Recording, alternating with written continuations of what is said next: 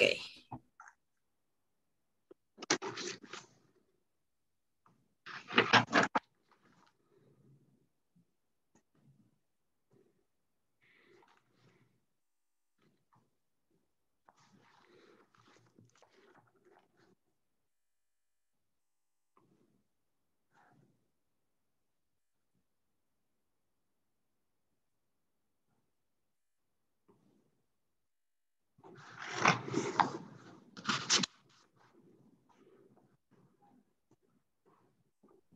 Buenas tardes, licenciada. Buenas tardes, compañera. Nosotros somos el grupo número 5 y les vamos, permítame, les vamos a poner, no corre la... Dele clic adentro. Ay, sí, ya, gracias. Técnicas de exposición de hechos, identificación de los requerimientos. Existen 3 fases de desarrollo de sistema. Cada una es importante para identificar. Cada una es importante para efectivamente diseñar, construir y la última, implementar un sistema que esté a la altura de las necesidades de los involucrados. En la parte de diseño, es cuando nos preguntamos las necesidades de los usuarios y cómo se va a hacer el sistema, qué nos está requiriendo. En la construcción es cuando se involucran ya los involucrados en la construcción en la parte que ya se hace el sistema, ya es como los programas que se usan y cómo se va a desarrollar. Y ya la implementación ya es lo último, ya cuando se está ejecutando el sistema. También, pero para desarrollar dicho sistema, debemos primero ser capaces de identificar correctamente, analizar y entender cuáles son los requerimientos de los usuarios o de qué los usuarios quieran que haga el sistema. El proceso y técnicas que un analista de sistemas usa para identificar, analizar y entender requerimientos de sistemas son referidos como la identificación de requerimientos. Bueno, aquí es igual, es identificar cuáles son los requerimientos de sistemas que debemos analizar, cuáles son las necesidades del usuario que el usuario nos está exigiendo y hacernos muchas preguntas, que cómo sería el sistema. ¿Qué son los requerimientos del sistema? Los requerimientos del sistema especifican lo que el sistema de información deben hacer o cuál propiedad o cualidad debe tener. Los requerimientos de sistemas que especifican lo que el sistema de información deben hacer son frecuentes, llamados requerimientos funcionales, y los que especifican una cualidad que el sistema debe tener con frecuencia son requerimientos no funcionales.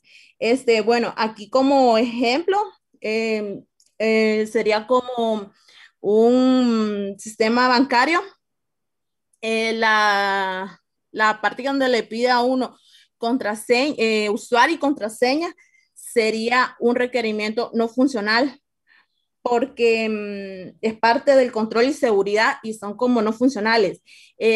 Un requerimiento funcional sería como cuando ya se está ejecutando una transacción del usuario. Piezas de clasificación de los requerimientos de sistemas. Bueno, este tipo de requerimientos son no funcionales, son de tipo no funcionales. En uno tenemos el desempeño, dice. Los requerimientos del desempeño representan el desempeño que el sistema debe tener para satisfacer las necesidades de los usuarios. Y aquí nos hacemos preguntas como ¿cuál es el ritmo aceptable de la producción? ¿Cuál es el tiempo adaptable de respuesta? en el desempeño. En información, los requerimientos de información representan la información que es útil al usuario en cuanto a contenido, tiempo, exactitud y formato. En información también nos hacemos preguntas como cuáles son las entradas y las salidas necesarias de la información, cuándo deben suceder, en qué tiempo deben suceder, cuáles son los datos requeridos que deben almacenarse, qué tan actualizada debe estar la información, cuáles son las interfaces del sistema con los sistemas externos. En la economía, los requerimientos de ahorro representan las necesidades que el sistema reduzca costos o incremente ganancias. ¿Cuáles son las áreas nos hacemos las siguientes preguntas? ¿Cuáles son las áreas del sistema donde los costos deben reducirse? Aquí es cuando también queremos reducir algún costo o podemos hacer que salga más económico el sistema, el diseño, la implementación. Cuando debería reducirse los costos o incrementarse las ganancias, cuáles son los límites de presupuesto, cuál es la cronograma de desarrollo. En control y seguridad era del que hablaba, del ejemplo que daba, del que es no funcional, del sistema bancario. Los requerimientos de control representan el ambiente en el cual el sistema debe operar, así como el tipo y grado de seguridad que debe alcanzarse. Debe controlarse el acceso al sistema o la información. ¿Cuáles son los requerimientos de la privacidad? La importancia de la información, ¿qué necesita de un manejo especial, respaldo, almacenaje, fuera de lugar, etcétera? Eficiencia. Los requerimientos de eficiencia representan la capacidad del sistema para reducirse salidas como mínimo. Nos hacemos dos preguntas. ¿Hay pasos duplicados en el proceso que deberían eliminarse? ¿Hay formas de reducirse el desperdicio de la manera en que el sistema usa sus recursos? En servicio, los requerimientos de servicio representan necesidades que funcionen para que el sistema sea confiable, flexible y expandible. Y nos hacemos esas preguntas. ¿Quiénes usarán el sistema y dónde estarán localizados? ¿Habrán distintos tipos de usuarios? ¿Cuáles son los factores humanos adecuados? ¿Qué dispositivos y materiales de entrenamiento deben incluirse en el sistema? ¿Qué dispositivos y materiales de entrenamiento deben ser desarrollados y mantenidos separablemente del sistema en programas y bases de datos de entretenimiento independientes basados en la computadora? ¿Cuáles son los requerimientos de confiabilidad y disponibilidad? ¿Cómo deberán ser empacados y distribuidos el sistema? ¿Y qué documentación se necesita? Los costos relativos para corregir un error. El estudio, varios proyectos de desarrollo de software para determinar los costos de errores en los requerimientos que fueron descubiertos más tarde en el proceso de desarrollo basado en los hallazgos de Bowen. Un requerimiento equivocado no se fue detectado y arreglado hasta la fase de operación. Costará 1000 veces más de lo que costaría si fuera detectado y fijado en la fase de requerimientos. O sea que sale más caro cuando nos equivocamos, cuando no nos planteamos bien desde desde el diseño, cuando nos empezamos a preguntar cuáles son los requerimientos que nos está pidiendo, nos hacemos esta pregunta, ¿qué nos está pidiendo los usuarios? Y entonces, cuando cometemos ese error, nos sale mucho más costoso venirlo a corregir ya cuando lo estamos implementando que en las primeras fases. Por tanto, al definir los requerimientos del sistema, es muy importante que estos obedezcan los siguientes lineamientos. Esto sería los consistentes. Los requerimientos consistentes no son contradictorios, no se contradicen unos a los otros o ambiguos. Es decir, que tienen que ser entendibles e interpretarse de diferentes maneras. Completos. Los requerimientos describen todas las posibilidades de entrada del sistema y las respuestas. Factibles. Los requerimientos pueden satisfacerse con los recursos disponibles y sus restricciones. Requeridos. Los requerimientos se necesitan en realidad y cumplen con el objetivo del sistema.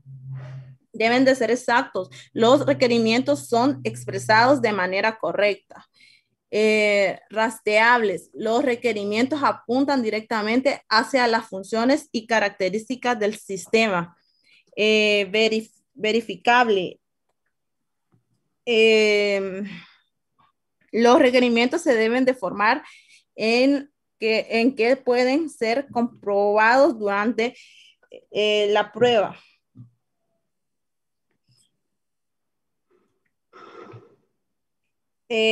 También si nosotros no identificamos aquí, si nosotros no identificamos los requerimientos constantes de las actividades, pueden hacer falta muchos requerimientos y a veces son muy comunes estos que son como identificación del problema y análisis, identificar lo de los requerimientos, documentación y análisis de requerimientos y perdón, creo que aquí. Bueno, entonces, proceso de identificación de requerimientos. Tenemos cuatro fases, por decirlo así. Identificación del problema y análisis. Identificación de los requerimientos, documentación y análisis de los requerimientos y administración de los requerimientos. Identificación del problema y análisis. Tal y como contornó fue previamente asentado, los requerimientos resuelvan problemas. Para que los analistas de sistemas sean exitosos, deberán tener habilidades para analizar problemas. Cuando vamos a analizar el problema, lo primero que hacemos es preguntarnos qué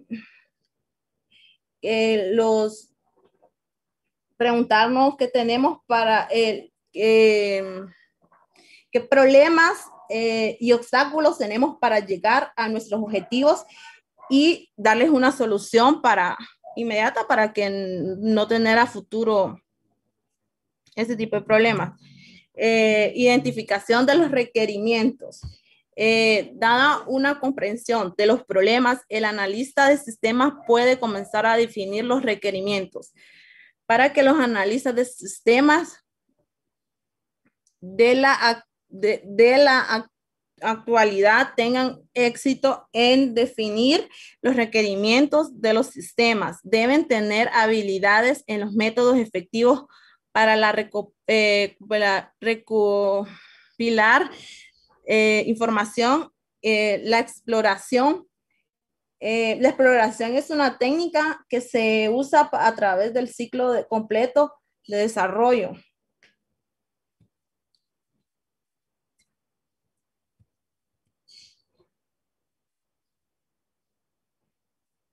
Requerimiento de documentación y análisis. Cuando el analista del sistema realiza actividades de exploración, es importante que reúna o documente la información recopilada, es decir, los requerimientos del borrador en una forma organizable y organizada y extensible y significativa. Una vez analizados los requerimientos y determinados los requerimientos correctos del proyecto, se pasan a ser formalizados.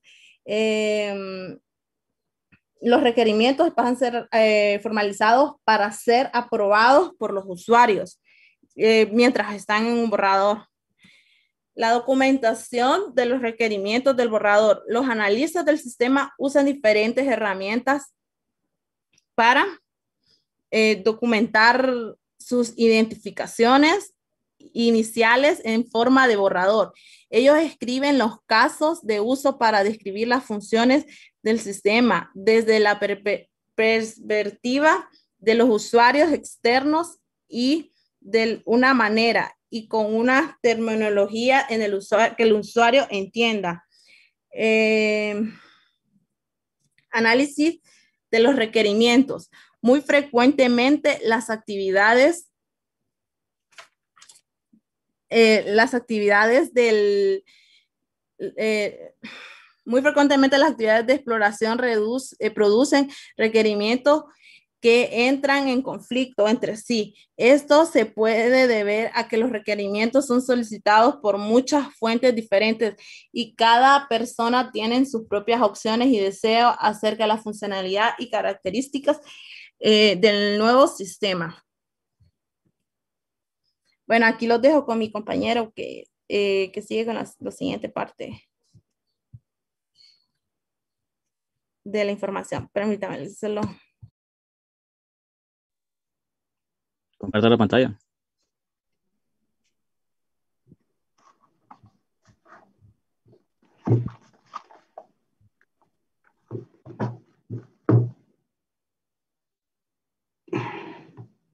Más para atrás en formalización de los requerimientos.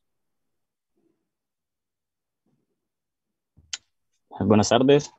Mi nombre es Carlos Funes y yo les voy a exponer sobre lo que es la formalización de los requerimientos. Siguiente diapositiva, por favor. Bueno, tenemos lo que es el documento de definición de requerimientos. Generalmente, los requerimientos del sistema se documentan de una manera formal para comunicar a los involucrados clave del sistema. Este documento sirve como contrato entre los propietarios del sistema y el equipo de desarrollo sobre lo que se va a suministrar en términos de un nuevo sistema. Así se puede someter a muchas revisiones y repasos antes de que todos concuerden y autoricen el contenido. Para este documento no hay ningún formato estándar para el documento. De hecho, muchas organizaciones usan nombres diferentes, tales como la declaración de requerimientos, especificación de requerimientos, entre otros. Y generalmente el formato se ajusta a las necesidades de la organización. Siguiente diapositiva, por favor.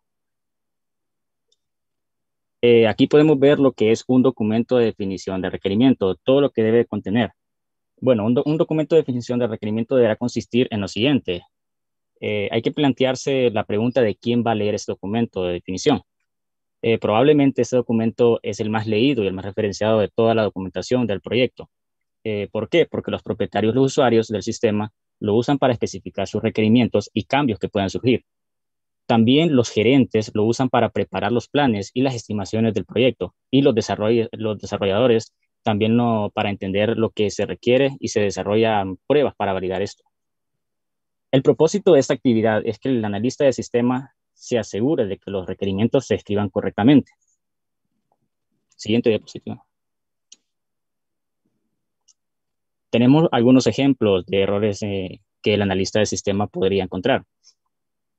El primero es los modelos del sistema contienen errores tipográficos o gramaticales, conflicto de requerimientos, requerimientos ambiguos o mal redactados, falta de conformación de los estándares de calidad de requerimientos para el documento. Siguiente.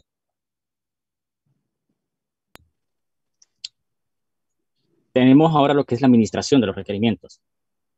Bueno, para ayudar a aliviar los múltiples problemas asociados con los requerimientos que cambian, es necesario realizar una administración de requerimientos. Aquí se especifica todo lo que se presenta por una solicitud de cambio, como se analiza en cuanto al impacto sobre el alcance, el calendario y los costos que se pueden aprobar o rechazar, y cómo se implementa este cambio en la prueba. Siguiente diapositiva. Tenemos las técnicas de exploración. Se presentan 7 técnicas comunes de exploración en este espacio, que es siguiente diapositiva. Las 7 técnicas más comunes de exploración son el muestreo de la documentación, las formas y las bases de datos existentes, investigación y visitas al sitio, observación del ambiente de trabajo, cuestionarios, entrevistas, propuestas de prototipos y planeación conjunta de requerimientos. Nosotros como grupo vamos a hablar sobre las primeras 4, ya que la entrevista y propuesta en adelante pues lo exponen el grupo siguiente. Entonces aquí, generalmente, un analista aplica varias de estas técnicas durante un proyecto de sistema individual para poder seleccionar la técnica más adecuada a usarse en cualquier situación dada. Los analistas de sistemas necesitan aprender las ventajas y desventajas de cada una de las técnicas de exploración. Siguiente diapositiva. Bueno, tenemos lo que es la ética de la exploración. Los analistas deben tener mucho cuidado en esa parte para proteger la seguridad de la privacidad de los hechos o datos que se le hayan confiado. Muchas personas y organizaciones en esta atmósfera altamente competitiva buscan lo que es una ventaja para sacar ganancias. Durante la exploración, los analistas de sistemas frecuentemente encuentran o analizan información que es de naturaleza sensible. Podría ser un archivo de estructura de precios de una compañía para una licitación o un contrato de un perfil de un empleado donde está incluidos lo que son los salarios, el historial de desempeño, historial médico y planes de carrera. Y esa es una información muy confidencial y que no tiene que salir de la organización, del sistema. La mayoría de las corporaciones hacen todo lo posible para asegurar de que llevan los negocios llevar los negocios de una manera ética. A este efecto, muchas empresas requieren que sus empleados asistan a seminarios de entrenamientos anuales sobre las técnicas, sobre la ética de la compañía. Siguiente. Ahí está. Bueno, ahora vamos con el muestreo de la documentación y los formatos y los archivos existentes. Al estudiar un sistema existente, los analistas de sistemas desarrollan una buena percepción del sistema mediante las consultas de la documentación, los formatos y los archivos existentes. Un buen analista siempre sabe obtener los hechos de la documentación ya existentes por medio de memorando interno de la oficina, un estudio o minutas, notas en el buzón de sugerencias, quejas de los clientes y reportes de documentación en el problema. También por medio de los registros contables, revisión del desempeño de la medición y trabajo y otros reportes operativos programados. Y por medio de solicitudes del proyecto de los sistemas de información pasados y presentes.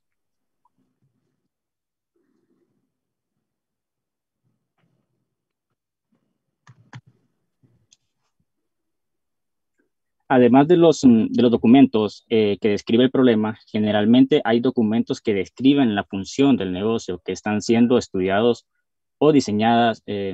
Estos documentos pueden incluir lo que es la declaración de la misión y el plan estratégico de la compañía, también los objetivos formales de las unidades de la organización que se están estudiando, los manuales políticas que pueden imponer restricciones sobre cualquier sistema propuesto, los procedimientos operativos estándar, las descripciones de puestos o las instrucciones de tareas para las operaciones cotidianas específicas.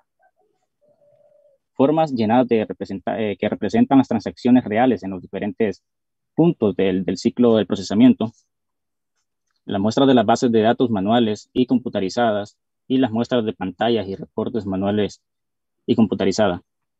Siguiente diapositiva.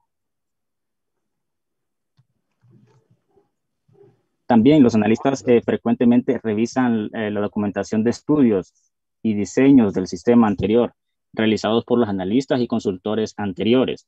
Esta documentación puede incluir diferentes tipos de diagramas de flujos y diagramas, diccionarios o repositorios del proyecto, la documentación del diseño, tales como son las entradas y las salidas de las bases de datos, la documentación del programa y los manuales de operación de la computación, de las computadoras y manuales de entrenamiento. Los analistas de sistemas usan técnicas de muestreo para obtener una vista transversal de lo que es lo suficiente amplia para proveer lo que puede pasar en el sistema. Existen dos tipos de muestreo. Está el muestreo aleatorio y tenemos el muestreo estratificado. El muestreo aleatorio es una técnica de muestreo que se caracteriza por no contar con ningún patrón o plan predeterminado para seleccionar los datos de la muestra. Y el muestreo estratificado es una técnica sistemática de muestreo que intenta reducir varianza en la estimación al dispersar el muestreo. Por ejemplo, una selección de los documentos o los registros mediante una fórmula y evitar estimaciones muy altas o muy bajas. Eso es todo de mi parte, lo dejo con José. Buenas tardes, compañeros, licenciada. Mi nombre es José y yo les voy a seguir hablando sobre las técnicas de exploración en las que el analista de sistema puede aplicar durante el proyecto. Una segunda técnica de exploración sería la de investigación y visitas al sitio, y esta consta de investigar a fondo el dominio del problema. La mayoría de los problemas no son del todo únicos. Otras personas lo han resuelto antes que nosotros. Muchas veces las organizaciones contactan o realizan visitas de sitio con compañías que saben que han experimentado antes problemas similares. Si estas compañías tienen la voluntad de compartir, se va a poder obtener información productiva que va a ahorrar mucho tiempo en estar buscando una solución al problema, y asimismo se va a poder rebajar un costo en el proceso de desarrollo considerable. Siguiente diapositiva. Observación del ambiente del trabajo. Esta técnica es más efectiva de recolección de datos para aprender acerca de un sistema.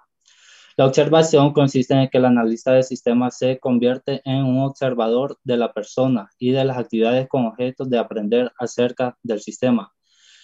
Como se da a entender, la finalidad de la observación es que el analista de sistema va a participar o observar a una persona realizando sus actividades en el proyecto con el fin de aprender acerca del sistema de información. Casualmente, esta técnica se usa cuando se cuestiona la validez de los datos recolectados mediante otros métodos o cuando la complejidad de ciertos aspectos del sistema impiden obtener una clara explicación por parte del usuario final. Siguiente diapositiva. Las ventajas y las desventajas de la observación. Ventajas. Los datos recabados basándose en la observación pueden ser muy confiables. Algunas veces se realizan observaciones para verificar la validez de los datos obtenidos directamente de las personas. Otra ventaja sería el analista de sistema puede ver exactamente lo que está haciendo. Algunas veces es difícil explicar claramente con las palabras las tareas complejas. En esta ventaja, a través de la observación, el analista de sistema puede identificar las tareas que se han omitido o que han descrito con inexactitud por otras técnicas de exploración. Otra ventaja de la observación es relativamente barata en comparación con otras técnicas de exploración. Generalmente otras técnicas requieren mayor tiempo de liberación del empleado y más gastos de copiado. Otra ventaja sería la observación permite que el analista de sistema haga mediciones del trabajo. Siguiente diapositiva. Desventajas de la observación. Ya que la gente generalmente se siente incómoda cuando está siendo vigilada, inconscientemente puede comportarse de una manera diferente que cuando está siendo observada. Al usar esta técnica, puede que un empleado no se comporte de manera normal. Otra desventaja sería el trabajo que se esté observando tal vez no incluya el nivel de dificultad o de volumen normalmente experimentado durante ese tiempo. Otra desventaja sería algunas actividades de sistema pueden tener lugar en horas estrambóticas, causando una inconveniencia de programación para el analista de sistema. Las tareas que se observan están sujetas a diferentes tipos de interrupciones. Algunas tareas también no son siempre serán desempeñadas en la manera en que la observa el analista de sistema. Siguiente diapositiva. Lineamientos de la observación. En los lineamientos de observación, como tienen hechos del analista del sistema a través de la observación, se lleva simplemente al sitio de observación y se comienza a registrar todo lo que se ve. No antes deberá haber mucha preparación. El analista debe determinar cómo van en verdad a capturarse los datos. El analista del sistema se debe hacer unas cuantas preguntas antes de usar esta técnica. ¿Será necesario tener formatos especiales para el registro rápido de datos? Otra pregunta sería, ¿se molestarán las personas que están siendo observadas porque alguien las observe y registre sus acciones? Otra pregunta sería, ¿cuándo deben observarse los periodos bajos, normales y altos de las operaciones de la tarea? El analista del sistema debe identificar el momento ideal para observar un aspecto específico del sistema. Como toda parte de la observación, el analista deberá obtenerse muestras de documentos de formato que usan quienes son observados. Siguiente diapositiva. Una de las técnicas que usa el lineamiento es la técnica del muestreo del trabajo. En ellas puede realizarse un gran número de observaciones a intervalos aleatorios. Esta técnica es menos incómoda para las personas que están siendo observadas porque el periodo de observación no es continuo. Al usar el muestreo del trabajo, un analista necesita definir con anticipación las operaciones del trabajo que va a observar. Entonces es necesario calcular el tamaño de la muestra tal como se hizo para el muestreo de documentos y archivos. El analista deberá realizar muchas observaciones aleatorias, teniendo cuidado de observar las actividades en diferentes momentos del día, contando el número de ocurrencias de cada operación durante las observaciones. El analista se dará cuenta de cómo pasan sus días los empleados. La siguiente diapositiva. Lineamientos claves para refinar las habilidades de la observación. Los lineamientos claves para refinar las habilidades de la observación son determinar el quién, qué, dónde, cuándo, por qué y cómo de la observación. El analista va a tener que planificar bien sobre la observación que va a realizar. Obtenga el permiso para observar por parte de los supervisores o los gerentes. Antes de todo, tiene que obtener permiso para realizar una observación a una persona. Informe a quienes van a ser observadas acerca del propósito de la observación. Se va a tener que hacer un informe detallado sobre a quién se le va a hacer la observación y por qué se va a realizar esa observación.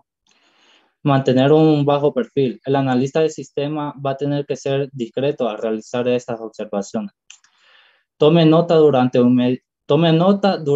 o inmediato después de la observación.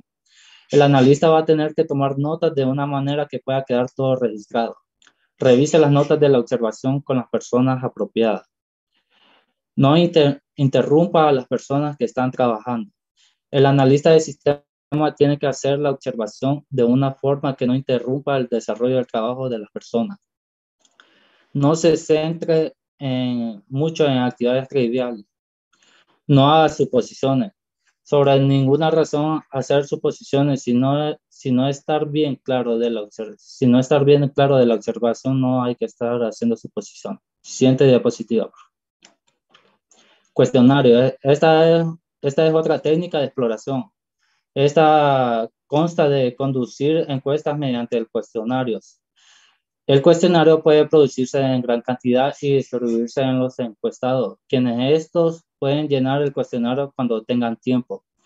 Estos cuestionarios le van a permitir al analista recolectar hechos de gran número de personas al tiempo que se mantienen respuestas uniformes. El analista, al enfrentarse a una audiencia grande, ninguna otra técnica de exploración puede adquirir los mismos hechos con la misma eficacia que estos cuestionarios. Siguiente diapositiva. Ventajas y desventajas del cuestionario. Ventaja. La mayoría de los cuestionarios pueden responderse rápidamente. La gente puede completar y devolver los cuestionarios con toda comodidad. Estos cuestionarios no tienen un grado de complejidad tan amplio que se diga, sino que son cómodos para responder. Los cuestionarios son un medio relativo barato de recopilar datos provenientes de un gran número de personas. Con esto se pueden juntar o reunir varios datos de un extenso número de personal. Los cuestionarios permiten que las personas mantengan el anonimato, por lo tanto es más probable que las personas suministren los hechos reales en vez de decirles lo que piensan que su jefe querría que ellos hicieran. La persona va a poder ocultar su nombre de una manera secreta, pudiendo responder de manera más relajada. Las respuestas también pueden tabularse y analizarse rápidamente. El analista va a poder analizar las respuestas rápidamente, ya que pueden ir ordenadas en una tabla. Siguiente diapositiva. Desventaja. Con frecuencia el número de encuestados es bajo. El encuestado puede que sea bajo, ya que no todo el personal acceda a él. No existe garantía de que una persona responda o se explaye a todas las preguntas. Esto se debe a que las personas pueden omitir alguna o todas las preguntas, ya que no es de una manera obligatoria completarlo. Los cuestionarios tienen de ser inflexibles. No hay oportunidad de que el analista del sistema obtenga información voluntaria o parafrase las preguntas que pudieron haber sido mal interpretadas. No es posible que el analista del sistema observe y analice el lenguaje corporal del encuestado. No hay una oportunidad inmediata también para aclarar una respuesta vaga o incompleta a cualquier persona. Los buenos cuestionarios son difíciles de preparar. Siguiente diapositiva. Tipos de cuestionario. Hay dos tipos de cuestionario. Está el cuestionario de formato libre y el cuestionario de formato fijo. Cuestionario de formato libre.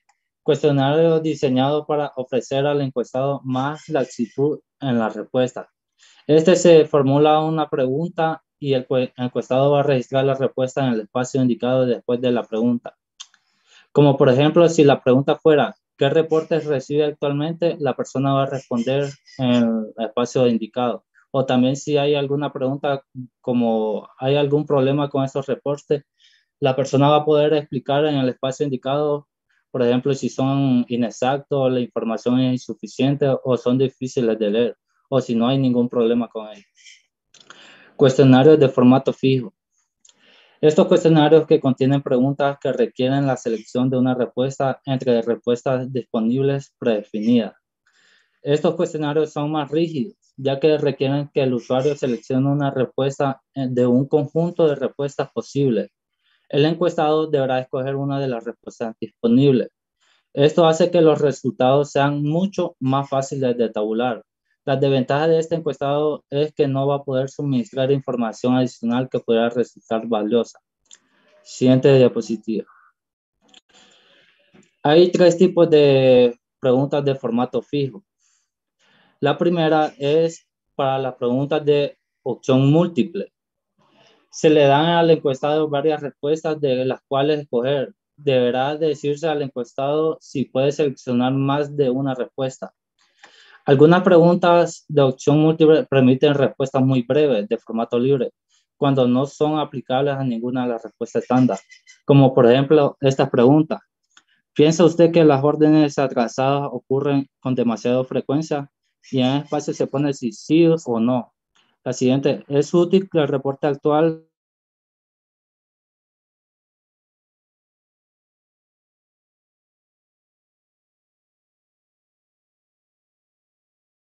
anterior es? No, la siguiente. Es. Bueno, siguiendo los tipos de cuestionarios, estamos con la opción múltiple. Y el ejemplo que está aquí es el que pueden mirar ustedes. Ahí les salen dos espacios para seleccionar si es sí o no. También les sale si la respuesta es no, por favor explique. Pasa a la siguiente diapositiva, por favor. Un segundo tipo de pregunta de formato fijo sería para las preguntas de calificación. Se le da al encuestado un enunciado y se le pide que use las respuestas suministradas para emitir una opinión. Para evitar que la respuesta se oriente a un solo asunto, deberá haber un gran número igual de calificaciones positivas y negativas. Como podemos ver aquí en el ejemplo, la pregunta sería: ¿la implementación de los descuentos de las cantidades causaría un aumento en las órdenes de los clientes? Y como pueden ver, primero empieza como definitivamente de acuerdo, sin opinión, en desacuerdo y por último definitiva en desacuerdo. Como pueden ver aquí van un número igual de calificaciones positivas y negativas. Siguiente diapositiva. Un tercer tipo de cuestionario de formato fijo, de preguntas de formato fijo, sería para las preguntas de jerarquización. Se le dan al encuestado varias respuestas posibles que deben jerarquizarse en un orden de preferencia o de experiencia.